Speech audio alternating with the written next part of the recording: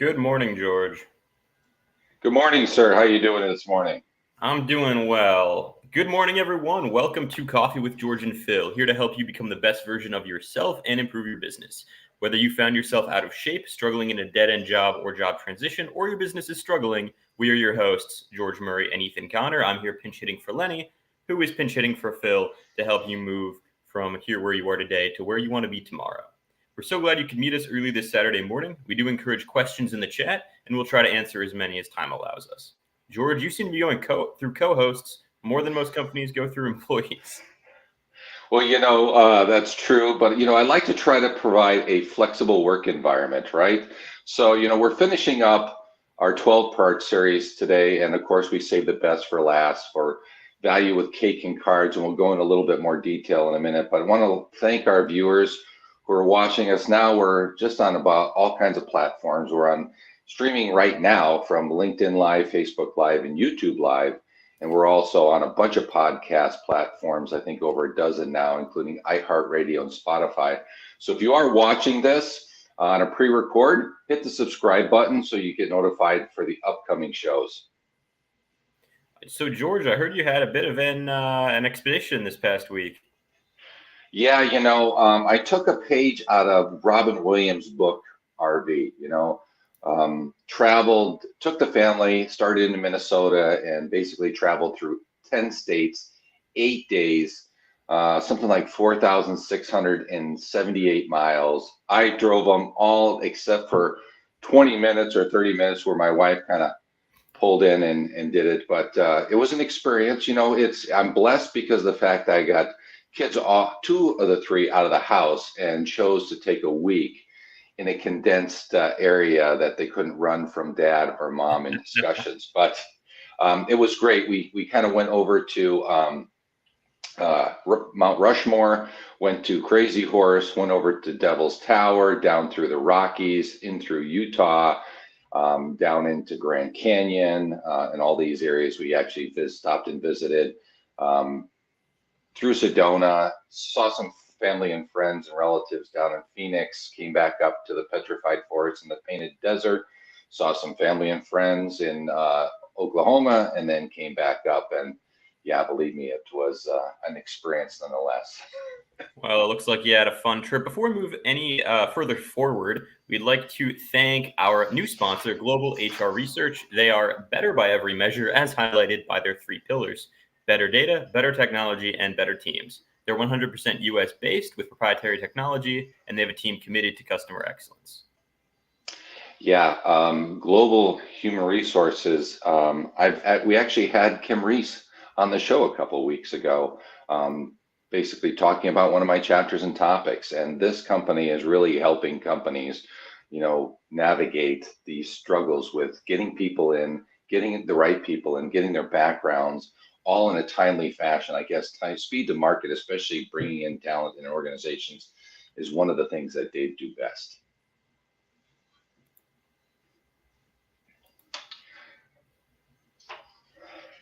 All right, Ethan. So one of the things that we're looking for right now is moving forward, we like to think, or excuse me, we want to be able to turn around and talk about our topic today, which is value with cake and cards. And people would kind of turn around and look at your head and say, hey, what do you mean by that? But what we have experienced, especially over the last couple of years with retaining talent, is a way to, what are the best practices that organizations can do in order to turn around and keep their talent from leaving the organization. So we'd like to bring on our special guest, who's a subject matter expert, Janet Pollock. She is a PhD. She's a retired military Marine, right? There's just Marines, they're not just the military, right?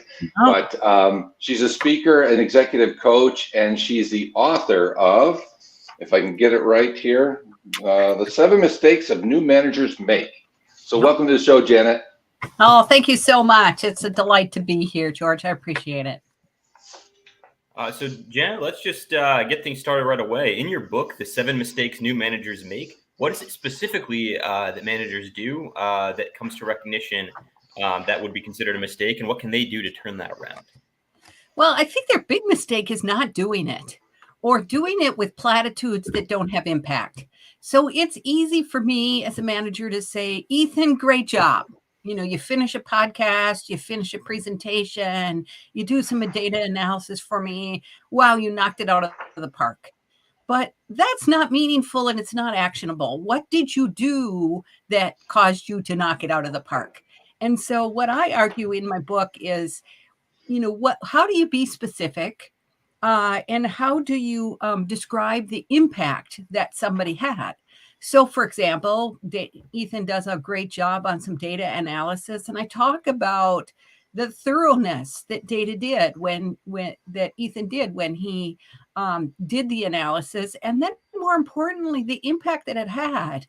The executives really were able to focus on a lot of specifics this time, or the case then seemed very, very compelling because the data analysis was so thorough and important.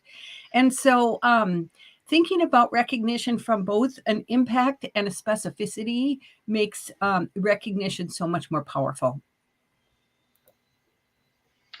Janet, first I want to say thank you for your service. But one of the things, you're an executive coach, and the whole post-pandemic management of teams, either on the site or a hybrid sense, what frustrations are you hearing from them and suggestions you would tell them today to do differently?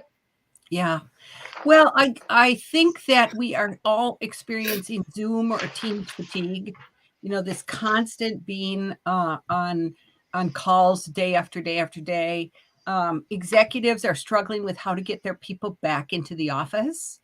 And some of the solutions that I am hearing about that are working is getting them back for events. So not just calling them in and saying, okay, everybody's going to come in on Tuesday and Thursday, but that doesn't have a lot of purpose to it. So we're actually going to do some live training. We're going to go through some analysis work. We're going to do leadership development.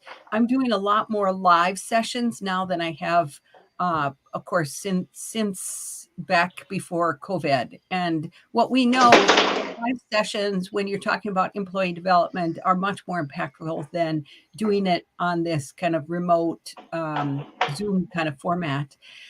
So having events, I think also just having, special times where you have maybe a speaker come in, you have a purpose for people to want to come back into the office is what I'm hearing as is a best practice.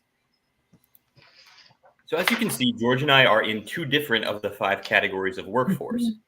So given that, how would you as a manager or as a leader manage differently and recognize us both, but still maintain yourself as some sort of equal opportunity employer? Sure. I think having regular one-on-ones with every single employee on a regular basis is critical. So a one-on-one, all it has to do is 30 minutes talking about what people have accomplished, the challenges that they're facing, what are they working on in the next 30 or 60 days is a great way to connect to keep people. And whether they're 25-year-olds or 50-year-olds or 75-year-olds, having that one-on-one time that you never, ever cancel helps people understand that they matter, and you get a better sense about what matters to that individual. So from that one-on-one, you as the leader get a sense to know what are the kind of things that George really likes to do? Does he like detailed analysis? Does he like broader strategic thinking work? Does he like to train new people and get them up to speed? And so in those one-on-ones, you really get a sense about what matters to that person, and then how can I further leverage that interest and expertise so that they will feel connected to their work. I totally love those, Janet. As a matter of fact, in the book, that's one of the things I tell people. There's a lot of things we talk about, but one of the things that I find managers not taking the time out, they're like, yeah, we have meetings. Yeah, but you have staff meetings and everybody's involved, or you got a project meeting, everybody's involved. But taking that time out really helps the folks really clarify whatever particular struggles that they're having. And more importantly, as a leader, your responsibility, as in the Marines and I know in the Army, it's our responsibility to reach down and lift them up. Yep. Absolutely. Absolutely. So often managers say to me, "Oh, I meet with my people all the time. I talk to them almost every day about what they're working on." But an effective one-on-one is more than just, so what are you working on? Because really, what am I working on? That question is, what have you done for me today? And one-on-ones are really about, how can I, the leader, help you be more successful? What are the challenges that you're facing? What have you accomplished in the last 30 days or 2 weeks that you're excited about and that you learned something from? And then what are you looking forward to? So I think it's really critical to turn that around from checking in about what are you working on, what progress are you making, to how are you doing, and how can I further help your development and your engagement at work? My next question is, what separates empty recognition that doesn't really accomplish anything or mean anything, and truly profound recognition that gets results from the best leadership? Yeah. Thank you, Ethan. It's a great question. I think, as I mentioned earlier, it's talking about the impact that someone had because of what they did. What was the impact that happened? And then, secondly, what specifically did they do? Moving away from just great job to, here's what you did, here's the difference that it made. And then, how do I support you to do more of that in the future? Hey, Janet, in our recent discussion on my new book, you made a statement that really resonated with me. You said a lot of companies still administer recognition with an eyedropper. Can you elaborate a little bit more on that and how I have fallen into, or maybe a leader's fallen into, and what they can do differently on Monday so that they come out genuine and not as a flavor of the month? Absolutely. Absolutely, George. Well, I think one really best practice is to start every meeting with recognition. You get your team together, even if it's a 15-minute stand up. Who did something great last week? What worked really well for our team last week? You do a stand up in the middle of the week. What's going well this week? It is so easy to focus on what's not going well, but excellent leaders really find ways to recognize individuals. And what happens when you get into that habit of doing it every time you meet, then other people on the team will also feel compelled to share recognition as well. So Ethan will speak up and say, George, you did such a great job helping me get to the bottom of those data errors. I really appreciate it. And it just saved me hours and hours of work. So that the best situation that you can get to is where everybody is sharing recognition for everyone rather than just the boss. Oh wow! So I just have one more question before I turn it over to George to close us out. Is there something that we didn't ask about on this subject that you think it's important for our viewers to know? Well, I want to talk a little bit about cakes and cards because that's how George and I got Yes. connected on the topic. What I'm finding as well, given everything that our employees have been through these last 2.5, almost 3 years, is verbal recognition is great, but taking one more step really makes a difference. Sending someone, a cake, sending someone a handwritten note to say, describe this same impact and specificity of what they did. Taking one more step out of our busy lives to actually show the person that you noticed the great job that they did. And I think that's also important. I totally agree with the whole cakes and cards scenario. Who doesn't love cake, by the way, right? Mhm, But absolutely. it actually comes up to one of the examples I used a few positions ago. Came into the organization, and for those who don't know, my favorite holiday is Veterans Day, right? Um, got a whole scheduled day and so forth. But what I realized was, as I started just to recognize the veterans we had at work, right, Mm. and gave them kind of a platform. Hey, 3 or 4 minutes. What did you do that you wanted to share, and what did you learn? And over the Mhm. course of a couple of years, that actually expounded to, because family and friends have veterans, right? And so we had family and friends of the organization come up and say, hey, I got a chance to learn a little bit more about my uncle. Prior to knowing him when I was growing up, he was in the service and he did this. And ironically enough, it was one of the greatest things the employees fed back to me, that they said, this is just great because not only are we bringing the business side of things to work, but we're also bringing the personal side of things to work. And that really brings teams together and want to make sure that we can ignite the workforce and make sure we retain the talent. Yeah. So Janet, as I said, the shows go fast, but one last question. What are some most uncommon but most effective ways you've seen in some of your clients have done that have driven results to retain and ignite the workforce? Well, I think it's engaging each individual. So we know many managers that may have 15, 20 direct reports. And so it's hard to know how to engage them. But it really matters that one-on-one, to be able to talk about the quality of the work that the person is doing, what specifically they are contributing to the team, and how much you value them.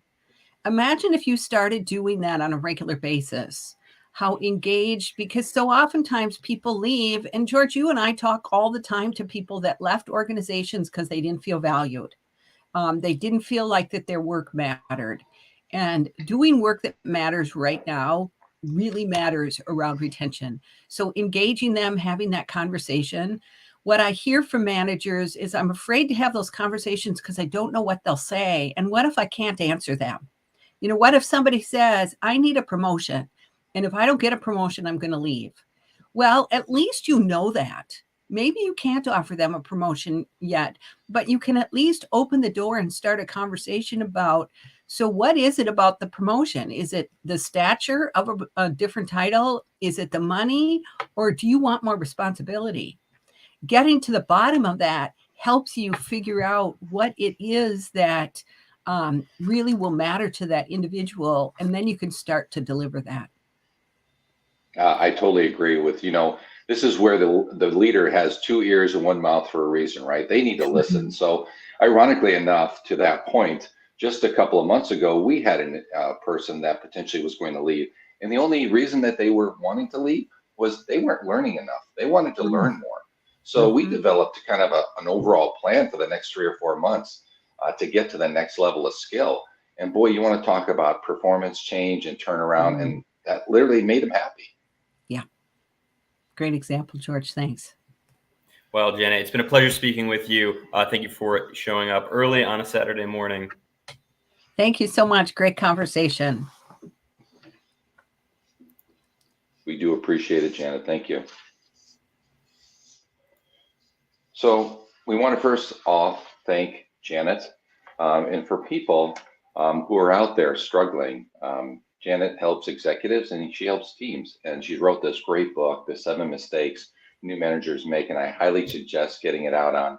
You can go on Kirkhouse Publishing, where we both actually had our published books, as well as Amazon, and so it's out there. And also want to let viewers know that Janet was instrumental. She was actually the one that made me change my last subject topic title in my book from that recognition to value cakes and cards, because it's just more than just recognition. So thank you again, Janet. And before we close out, I just want to give a quick shout out to the Phil in the name, Coffee with George and Phil. It is his birthday today, so please, if you're watching live, please jump in the chat. Happy birthday, Phil. A very happy birthday on this Saturday morning. And I saw Lenny, he chimed in from Kentucky. Oh, yeah. Yeah.